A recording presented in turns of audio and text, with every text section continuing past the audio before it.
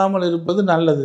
அல்லது இவர்கள் கடன்கள் தேவையற்ற பிரச்சனையினால் அடுத்தவனை நம்பி கொடுக்கக்கூடிய பிரச்சனைகள்னால் கடனால் அவதிவிடக்கூடியவர்கள்.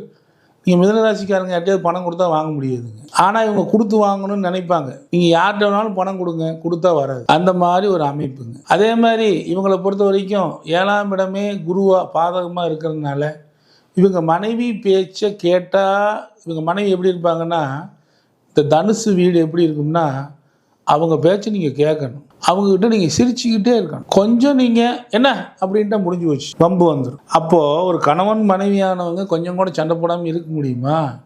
எந்நேரம் டன் கணக்கில் ஐஸ் வைக்க முடியுமா? அது முடியாது.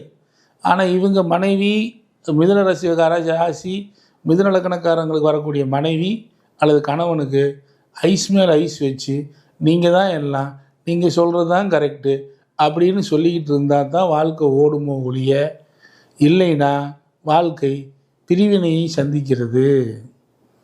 அப்போ மனைவி சார்ந்த வழியில்